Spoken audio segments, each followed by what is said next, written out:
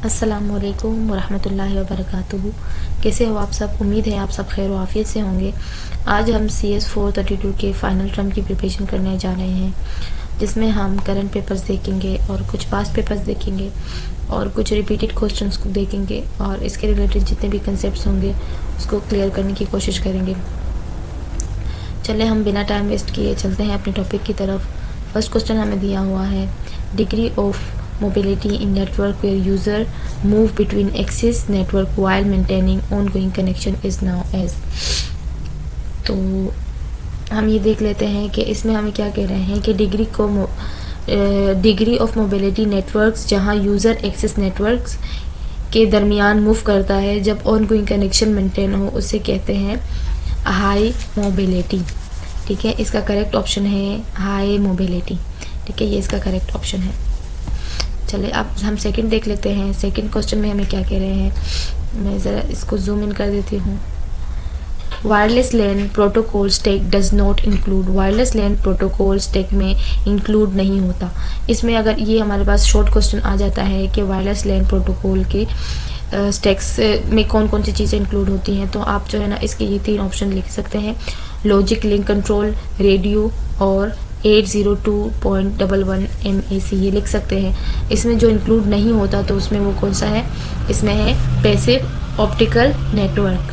ये इसका जो है ना करेक्ट ऑप्शन है, क्योंकि इसमें पूछ रहे हैं कि कौन सा है जो इसमें इंक्लूड नहीं होता। ठीक है, तो हम नेक्स्ट क्वेश्चन देख लेते हैं। नेक्स्ट क्वेश्चन में हमें क्या कह रहे हैं, broadband access technology is based on. Broadband की एक्सेस टेक्नोलॉजी बेस्ड करती है किस चीज़ पर, share medium and short distance पर। ठीक है, इसका करेक्ट ऑप्शन ये है।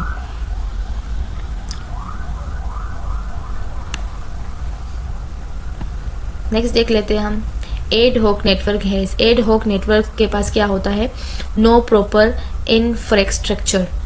नो प्रॉपर इंफ्रास्ट्रक्चर इसके पास होता है एड हॉक नेटवर्क के पास। ठीक है, उसके बाद हम देख लेते हैं, every router has source dest path maintains dash for each passing connection.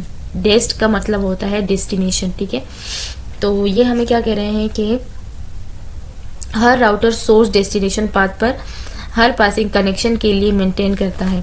क्या चीज़ मेंटेन करता है, स्टेट मेंटेन करता है। ठीक है, ये इसका करेक्ट ऑप्शन है। नेक्स्ट हम देख लेते हैं। नेक्स्ट क्वेश्चन में हमें क्या कह रहे हैं, dash file is use to hold. कौन सी फाइल है जो होल्ड MO नेट ++ कॉन्फ़िगरेशन को होल्ड करती है, होल्ड करने के लिए इस्तेमाल होती है। ठीक है, and parameters of our model, तो ये हमारे पास होती है OMNet++.ini। ठीक है, ये इसके करेक्ट ऑप्शन है। नेक्स्ट हम देख लेते हैं, ability to grow is known as. तो कौन सी एबिलिटी है जो ग्रो करती है, स्केलेबिलिटी। ठीक है, इसमें ये वाले भी इंपॉर्टेंट है, ये भी आ सकते हैं, लेकिन ये वाला जो है ना ये ग्रो करने के लिए स्केलेबिलिटी यूज होता है। नेक्स्ट हम देख लेते हैं, इफ रिक्वायर्स डैश RTTS पर object in modelling non persistence connection. तो ये हमारे पास होते हैं 2 कनेक्शन होते हैं। ठीक है, in which of the following technique one checksum is computed over the header and another checksum compute over entire packets। तो इसमें हमारे पास 2 तरह के पैकेट्स होते हैं, एक होता है TCP पैकेट और एक होता है IP। ठीक है, ये दोनों इसके ये वाला होगा इसका correct option, TCP and IP। Every router, ये वाला दोबारा से रिपीट हो गया है, ये ऊपर आपको समझा चुकी हूँ। इस क्वेश्चन में हमें क्या कह रहे हैं, इन parity checks technique dash parity detect single byte errors। तो ये हमें क्या कह रहे हैं कि parity checks technique single bit error को डिटेक्ट करने के लिए यूज़ होता है। ठीक है, ये एक बेसिक एरर डिटेक्शन मेथड है जिसमें एक extra bit parity bits add की जाती है। तो इसमें हमें ये कह रहे हैं कि पैरिटी चेक टेक्निक्स जो है सिंगल बिट एरर्स को डिटेक्ट करती है। तो ये इसका करेक्ट ऑप्शन है सिंगल बिट। ठीक है, मल्टीपल बिट नहीं हो सकता, 0 बिट नहीं हो सकता, एरर बिट नहीं हो सकता, सिंगल बिट को ये क्या करती है, डिटेक्ट करती है। ठीक है, नेक्स्ट हम देख लेते हैं dash identifies the operation in the wake of time out.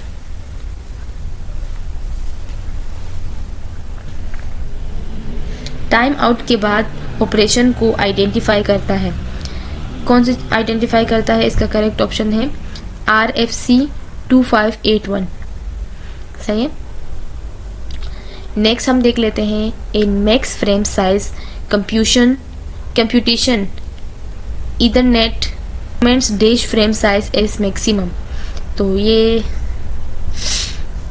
इसमें क्या कह रहे हैं हमें कि मैक्स फ्रेम साइज कंप्यूटेशन में ethernet maximum frame size recommend करता है। क्या रिकमेंड करता है? हम 1500 बाइट्स। ठीक है, कम ज़्यादा से ज़्यादा मैक्सिमम कितने बाइट्स? 1500 बाइट्स। ठीक है। नेक्स्ट हमें कह रहे हैं packet transmissions is ALOHA protocol is किस चीज़ पे? इसका करेक्ट ऑप्शन है रैंडोमाइज। पैकेट ट्रांसमिशन की ALOHA प्रोटोकॉल जो है वो किस चीज़ पे डिपेंड करता है? वो है रैंडोमाइज्ड पर। ठीक है। ALOHA प्रोटोकॉल्स में पैकेट ट्रांसमिशंस आइडेंटिफाई होता है, यानी हर पैकेट इंडिपेंडेंटली ट्रांसमिट होता है बिना किसी टाइमिंग सिंक्रोनाइजेशंस के। ठीक है। तो आई होप आप लोग को ये समझ आ गया होगा। नेक्स्ट हम देख लेते हैं dash is a sequence of bit that delimits a frame start and end. Flag is a sequence of bit that delimits a frame state and end. Ethernet recommends minimum frame size up to कम से कम Ethernet recommends में जो है कम से कम size कितना होना चाहिए? 4 bytes इसका correct option है। ठीक है। नेक्स्ट हम देख लेते हैं यहाँ हमें क्या कह रहे हैं packets is priorities queues are schedules in dash orders. तो इसका करेक्ट ऑप्शन है FIFO यानी first in first out. FIFO की फुल फॉर्म है फर्स्ट इन फर्स्ट आउट। ठीक है। अगर आपके पास जो है एब्रीविएशन आ जाए स्टैंड्स के FIFO की स्टैंड्स फॉर क्या है तो आप क्या लिखेंगे? First in first. Correct option है फर्स्ट इन फर्स्ट आउट। ठीक है। तो फर्स्ट इन फर्स्ट आउट का मीनिंग ये है कि यहाँ पर हमारे पास इस तरह के कोई से भी हम लोग डेटा रख देते हैं। ठीक है। हमने डेटा रखा है तो जो पहले हमने रखा है, ठीक है, वही पहले जाएगा। फर्स्ट इन फर्स्ट आउट का मतलब ये है कि हमने जो है ना अब डेटा रख लिया है, अब हमने वो यहाँ से निकालना है तो हमने पहले ये वाला रखा है। ठीक है। तो हमने जो पहले रखा होगा सॉरी उसको हम पहले निकालेंगे। ठीक है। First in first out. ये ज़रा स्पेलिंग देख लेना, फर्स्ट इन फर्स्ट आउट की मिस्टेक हो गई है। ठीक है। नेक्स्ट हम देख लेते हैं during period of congestion that queuing benefits ODP flows और TCP फ्लोस। तो इसका करेक्ट ऑप्शन है फर्स्ट इन फर्स्ट आउट। ठीक है। इसका भी यही ऑप्शन है।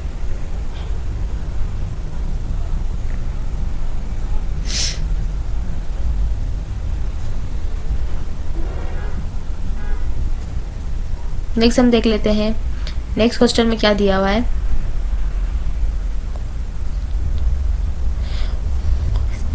Poised reverse does not work if more than dash neighbors are involved in looping। तो ये इसका करेक्ट ऑप्शन है 2। ठीक है। नेक्स्ट हम देख लेते हैं dash queues provide best effort service. कौन सा है जो हमें बेस्ट सर्विस जो है वो प्रोवाइड करता है? तो वो फर्स्ट इन फर्स्ट आउट है। जो डेटा पहले जाएगा वो भी पहले बाहर आएगा, तो ये जो है ना हमारे पास सबसे बेस्ट है। ठीक है। बेस्ट सर्विस देता है ये। उसके बाद हमें दिया हुआ है total time for an object is persistence connection is. तो टोटल टाइम एन जो है उसकी परसिस्टेंट कनेक्शंस कौन सी हैं? N multiply by 2 RTT plus n multiply by t transmission time, ठीक है। तो आप देख लें, जहाँ पर हमारे पास n के साथ मल्टीप्लाई होगा वो इसका करेक्ट ऑप्शन होगा। यहाँ पर n नहीं है, ठीक है, यहाँ पर n+1 है, ये भी नहीं हो सकता n, और यहाँ ब्रैकेट है तो ये भी नहीं हो सकता, तो ये इसका करेक्ट ऑप्शन है, ये आप माइंड में बिठा दें, ठीक है। उसके बाद है WiMAX stand for. WiMAX stand for क्या होता है? World wide interoperability of microwave access, ये इसका करेक्ट ऑप्शन है, ठीक है। इस तरह की एब्रीविएशंस आ जाती हैं, आप लोग के स्टैंड्स पूछे जाते हैं कि फुल फॉर्म क्या है, तो अभी आप अच्छी तरह देख लीजिएगा, ठीक है। Weighted fair queue supports bit by bit the scheduling, तो ये हमारे पास है round robin. In TCP congestion controls rate is equal to congestion wind, तो ये हमारे पास है RTT। उसके बाद है queues routing is to find dash route for the sessions. Queues routing जो होता है वो फाइंड करता है dash routing route for sessions के लिए, तो ये गुड होता है, ठीक है। इसका करेक्ट ऑप्शन है गुड, डिले नहीं है, गुड इसका करेक्ट ऑप्शन है। तो ये हमें दिया हुआ है dash is the complexity of the link state protocol in datagram network, तो ये हमारे पास है O(n)⁻², है, ठीक है। ये इसका करेक्ट ऑप्शन है, मैं जूम इन करके दिखा देती हूँ एक बार, ठीक है। उसके बाद हम नेक्स्ट देख लेते हैं, यहाँ में दिया हुआ है इन सर्व SERV का मतलब है सर्विस, सही है। In service queues model simulates the virtual circuit of ATM और फ्रेम रिलाई ऑन लेयर, तो इसका करेक्ट ऑप्शन है 3, ठीक है, देख लें आप और से। नेक्स्ट हम देख लेते हैं IEEE 802.16 is emerging dash technology, तो इसका करेक्ट ऑप्शन है वायरलेस मैन, ठीक है, ये इसका करेक्ट ऑप्शन है वायरलेस मैन, ठीक है। नेक्स्ट हम देख लेते हैं, नेक्स्ट है size of scalar result file size is dash vector result file, तो size of scalar result file जो है उसकी साइज हमारे पास क्या होती है? Often greater than vector result file, vector result file से क्या होती है? ग्रेटर होती है। नेक्स्ट हम देख लेते हैं ability to grow is known as scalability, ये हमने ऊपर भी किया हुआ है। नेक्स्ट है हमारे पास है route look up essentially involves tracing dash bit destination address in the tries to find the vertex, तो ये हमारे पास है 32। नेक्स्ट हमारे पास है मिंगोवन मीन्स MINGW और ENV अलग लिखा हुआ है, तो इसका मीनिंग क्या है? इसका मीनिंग है हमारे पास है, मतलब ये एक वर्ड दिया हुआ है, आपने इसकी फुल फॉर्म बतानी है, तो ये है minimalist GNU for window environment, ठीक है। MIN का क्या है? फुल फॉर्म हमारे पास है मिनिमलिस्ट, ठीक है, और G का क्या है? G का है GNU, और फॉर W का क्या है? विंडो, और ENV का क्या है? इन्वायरमेंट। इस तरह आप याद कर सकते हैं, ठीक है। आपने इसकी मतलब ये फुल फॉर्म ही है, आपने इसकी फुल फॉर्म याद करनी है, ठीक है। अब हमारे पास है dash the dash queuing system consist of a single queuing station with a single server, तो ये हमारे पास है M/M/1, ठीक है। यहाँ पे हमारे पास जो दिए हुए नीचे क्वेश्चन देख लें, आपको M/N/1 M/M/0 M/N/0, तो आप ये याद रखें MM 2 दफ़ा होंगे उसके बाद 1 होगा, ठीक है, तो इसका करेक्ट ऑप्शन है। आई होप आप लोग को मेरी ट्रिक से कुछ याद रह जाएगा और एग्जाम्स में इंशाल्लाह आपके अच्छे मार्क्स आ जाएंगे। Detective graph is represented with the help of, तो ये हमारे पास क्या है? GNE, ये इसका करेक्ट ऑप्शन है, ये वाला इसका करेक्ट ऑप्शन नहीं है, ठीक है। उसके बाद हम देख लेते हैं, ये हमारे पास कुछ क्विजेस हैं, इसको देख लेते हैं। यहाँ पे हमारे पास जो करंट पेपर्स आए हुए थे बच्चों के, वो यहाँ कंप्लीट हो जाते हैं हमारे। अब हम देख लेते हैं कुछ क्विजेस, ठीक है। ये जो हमारे पास असेसमेंट क्विजेस होते हैं ये काफ़ी इंपॉर्टेंट होते हैं, ये जो अटेम्प्ट करते हैं उनके क्विजेस भी अच्छे हो जाते हैं जो, और इसके अलावा जो है ना उसके पेपर्स भी अच्छे हो जाते हैं अगर वो अच्छी तरह अटेम्प्ट करते हैं, समझ कर वो करते हैं असेसमेंट क्विजेस, तो ये काफ़ी इंपॉर्टेंट होते हैं और ये रिपीटेड होते हैं, वही क्वेश्चन पेपर्स में आते हैं, ठीक है। तो इसीलिए ये असेसमेंट जो क्विजेस हैं उनको भी देख लेते हैं। तो इसमें क्या कह रहे हैं? Total time required to receive a file from HTTP server is more than, तो टोटल टाइम रिक्वायर्ड होता है रिसीव अ फाइल रिसीव करने के लिए from HTTP server is more than किस चीज़ से? 2 RTT, इससे ज़्यादा हमारे पास क्या होता है 2 RTT में टाइम रिक्वायर्ड होता है, ठीक है।